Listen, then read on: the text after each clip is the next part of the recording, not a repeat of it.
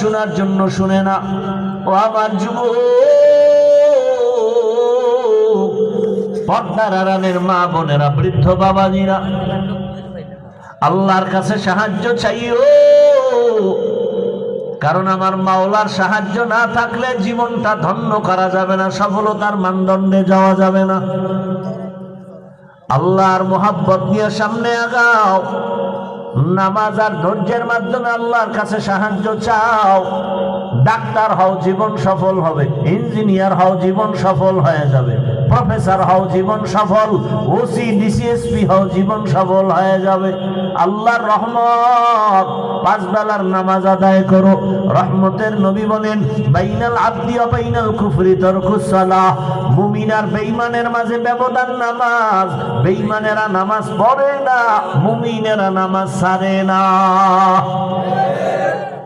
ও আমার যুবক বাবারা, তোমার মতো যুবক স্কুলে পড়ে, কলেজে পড়ে, সত্য কথা সাক্ষী দাও, নামাজও পড়ে আছে না নাই?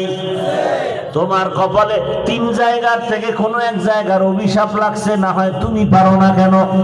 তোমার মতোই তো যুবক ইংরেজি পড়ুয়া, জীবনে মাদ্রাসায় পড়ে নাই, এমন যুবক র্যাব, আর্মি, পুলিশ, বিডিআরের চাকরি করে, নামাজি দাড়িওয়ালা, তুমি বলো আছে না নাই? তোমার কপালে কার অভিশাপ লাগছে? তুমি পারো না। তোমার মতো যুবক OC DC SP, doctor, professor, engineer, রাস্তায় গাড়ি চালায় যুবক, নামাজ পড়ে, তুমি পারো না কেন বলো?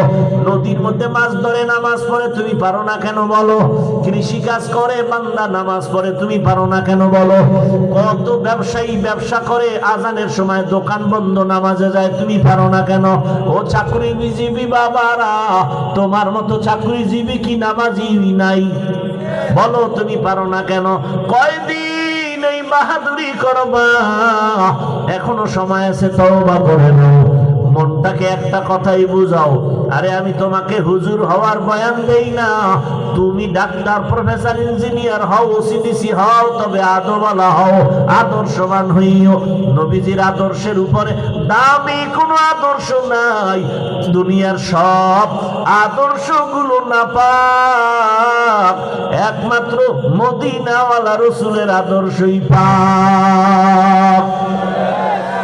ওই রসুলের আদর্শ নিয়া সামনে আগাও রে যুবক। জীবনে তো গুনাহ কম করো নাই, পার্কে